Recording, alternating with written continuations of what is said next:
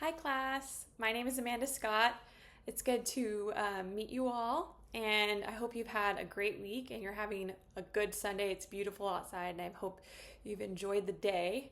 I'm here to present my individual project that I did on.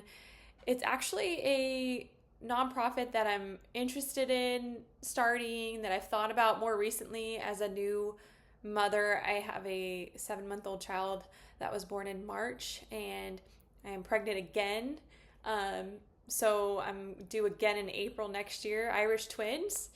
Um, when I was postpartum, like the first couple of days of postpartum, I was doing way too much. My personality is like go, go, go. So when I came home, I thought, okay, I can drive, I can go to the grocery store, or I can clean a little bit. And in those first days, I caused myself a lot of harm. And like, come a week later, I realized, oh my gosh, I need to rest. It's so important for my body to heal. I need to rest. And so I would not have been able to get that rest if I didn't have the support of my family, of my friends, of my husband. And at the same time that I was going through postpartum, my mom, who is a registered nurse, she was losing her father, my grandpa. So he passed away about a month after I gave birth. And so he was in the hospital for like 2 months prior. My mom, being a nurse, was there at his bedside almost every single day. And then after she would leave his house or his hospital bed, she'd come to my house or my hospital bed and help me out. And I just couldn't help but to think about what I would have done without her, because she was helping me hold the baby, cleaning clothes for me, ordering me food, just making sure that overall I was well while my husband went back to work. And so I just couldn't imagine if I didn't have that support. And I feel like every woman deserves that support, and every woman, um, especially first time mom, deserves to have somebody educate them on the importance of just rest. The name 40 Days and 40 Nights it's got a biblical context to it. But I also wanted to encourage the new mothers to rest for the full 40 days. That's why it's so important. 40 days and 40 nights, you need to rest. By the time you come out of that 40 days and 40 nights, you finally see the light again. Your child's sleeping a little better through the night, or at least you're getting used to it. Used to waking up, your body's more recovered. So it's just so, so important. So this is something that's really close to my heart. And I hope that you guys can relate to it too, find some inspiration in it as well. Our mission is to provide holistic support to postpartum women during the first 40 days and 40 nights after birth through nourishment, home assistance, and emotional care. And I envision a world where every mother feels nourished, supported, and cared for through her postpartum journey, both body, mind, and soul. Um, the services that I want to provide to these new mothers is nutritious meals delivered. So it's when you're in your room, in your bed, or on your couch, getting up and down is so hard in the recovery. And so having food delivered to your doorstep, like if you're going to get up, at least you're getting some nutrition getting back into your system. Like all you have to do is go to the door, or having somebody come in the house and make food for you if you need food grocery services, like somebody go grocery shopping for you. That's what I'm imagining. It's so important. We forget what time of day it is. We forget what day it is.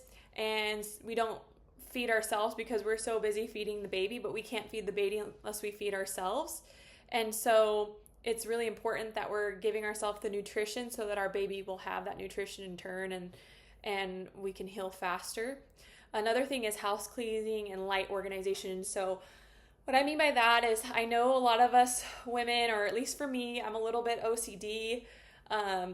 I am the one that like runs laundry, does dishes, and so when those things are sitting around and not being done, it drives me crazy. Or like you need clothes to wear, and if you're not doing laundry, then you're running out of clothes. So those kinds of services, what I'm envisioning. If you want a full like house cleaning service, you can.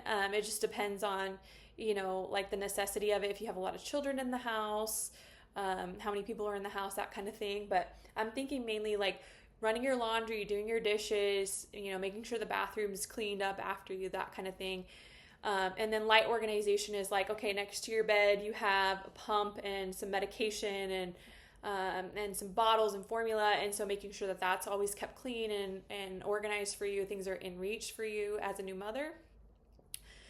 The personal assisting services comes more along with needing to go out like grocery shopping, like I was stating earlier, or like let's say you have a bunch of kids and they have all kinds of practices and you need to get them somewhere, or if you have something that you need for the baby.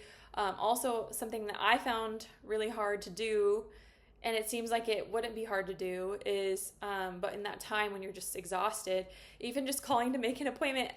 I mean, I remember they're like, you can call a lactation consultant to come and help you, but just calling the lactation consultant or getting in the car, having somebody to drive me to that lactation consulting session, that was a difficult thing. The baby had multiple appointments the week after, and I remember I had to make sure I coordinated it with my mom and coordinate it with my husband, which sometimes was hard because he was working, she was with my grandpa. So having somebody there that can like drive you or schedule that and make sure you have a driver, I feel like would be really important, along with mental health as well. So the mental health counseling, somebody that will come in, and if you're having a rough day, you can just call, really, or you can have them come over and just sit with you in your room and just talk things through. Like, you question everything when you first become a mom, and so having somebody that's like, no, it's normal, it's okay, what you're feeling is fine. Somebody that's focusing more on maternal health, that's what I would want in my corner. If I'm going through something, I remember I used to call my sister-in-law because she has 3 children, and I used to be like, hey, what did you do about this? Or is this normal? Or he's spitting up? What? And so having somebody to just call if you don't have that on your own, that's been through it or has some knowledge on it, I feel like would be super helpful, along with the lactation consulting as well, like I was addressing earlier. A lot of times it's hard to get yourself to the lactation consultant appointment. So if they can come to you, I feel like that would just be better. And if you have that pre-scheduled into your postpartum care, if they're just automatically coming once a week for a couple weeks or however often that you need it, that would be a service that I would want to provide. So some of our sources of revenue. So this is kind of coming on to now our individual project and what we're focusing on the fiscal side.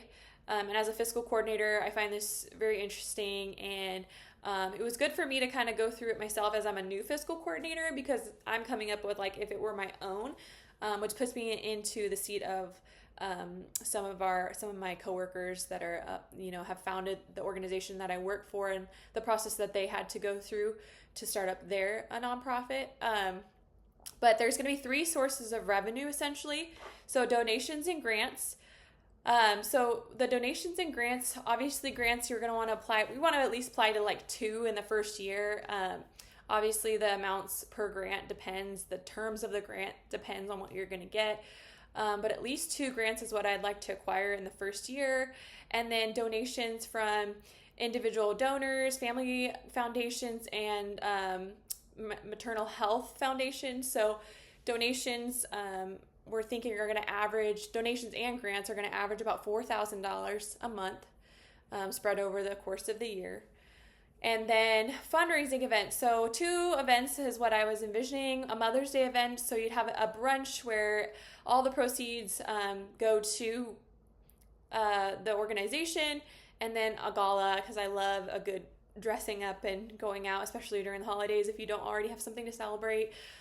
Having a gala and having people come and raising money and raising awareness, as well as collaborating together to create a more healthy environment for postpartum women.